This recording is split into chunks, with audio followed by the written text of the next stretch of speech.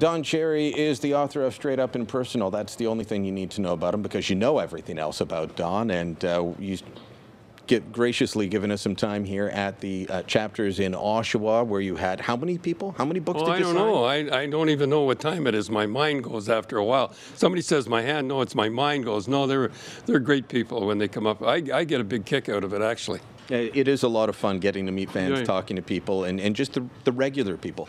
That's something that I think that you share with what we have at Sun News is you get flack from a lot of mucky-mucks, and then you go out into the real world and people say, we love you. Well, you saw the people tonight. That's real Canada. They're the hard-working people that come down, and I get a kick out of talking to them all the time. They're all wearing their poppy, and greatest people in the world. All right. You, speaking of mucky-mucks, one of my favorite writers from the Montreal Gazette used to give you a hard time, Jack Todd. Oh, boy, he's a tough one, I'll tell you. Montreal Gazette. Montreal Gazette, you know, has been writing about you, as you put it, since the 80s.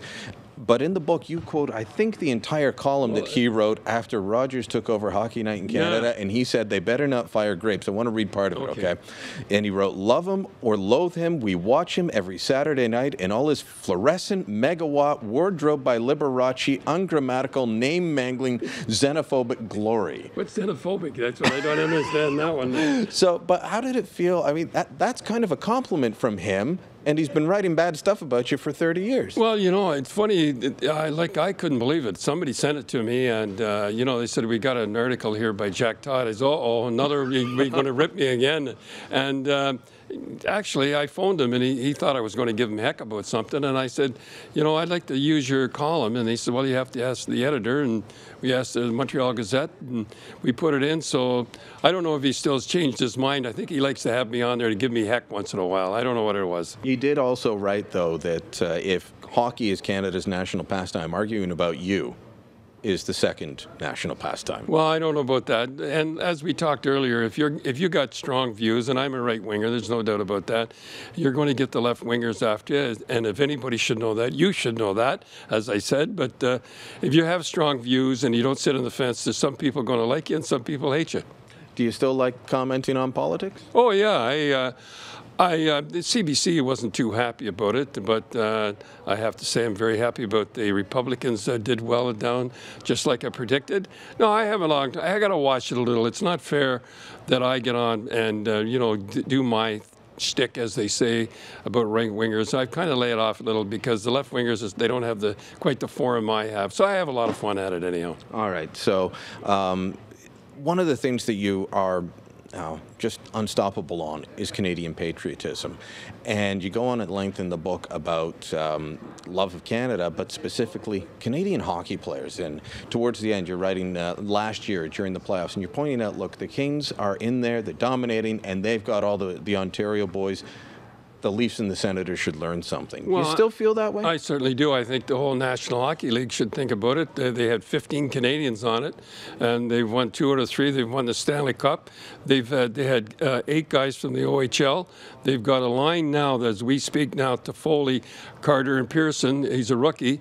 They're the best plus and minus league in the league, and they're the best league in, I think, the best line in the whole league. So what can I say? And one of them from the GTHL, and the MVP of the playoffs last year was Justin Williams, just down the road, Coburg. So I still say we have the best hockey player. When we go in the Olympics, we prove it every year. All right, but some of the teams don't seem to want to draft, and I know that angers some fans, and you know, but the players or the teams decide to go that way. It's almost, as you write, as if they think, well, somebody from somewhere else, that's better. Well, I don't understand that. Is all you have to do is take the top 10 draft, and if you take the top players in the league, and Crosby's the best hockey player in the league, and I can't do any better than LA Kings. Every year they're in the finals or they win the thing. And another thing about the LA Kings, and I had another thing, a lot of people, they lead the league in fights. So what can I tell you? Canadian fighting, you can't beat that. Well, there's still a push to get it out, to get rid of fighting. That never goes away, does it? Well, no, and it is. There is no doubt that it's being reduced all the time. And one of the reasons is the visors, because I've been in a few fights. I remember getting into fights when they put the helmets on, and The helmets hurt. Well, some guys used to sharpen them, believe it or not. And now the visors, it is tough. So it's down a little, but say the good old boys are still there, and we're still having fun. I want to ask you about something closely connected to hockey, a little bit connected to politics. We play the national anthem before every Canadian game in the NHL. Some people say we got to change the words now. I think that we should add in as words at the end the officials for tonight's game, and that would be about it. Yeah. What are your thoughts? Well, I think the one is that they upset about all our sons command or something like that. I think they mean everybody. I think the NDP wants to change that. I don't know what is the. It's one of the MPs. I don't think it's NDP, but it keeps coming back from all the parties. Once in a while, somebody has to say. Well, we'll keep sons in there for now, and we'll see what happens. It doesn't bother me. But I don't know what they'd call it, but that's the way. You don't see the United States changing theirs. All right, Don Cherry, thanks so much. All the best. All right. Keep out of trouble, eh? Keep out of trouble.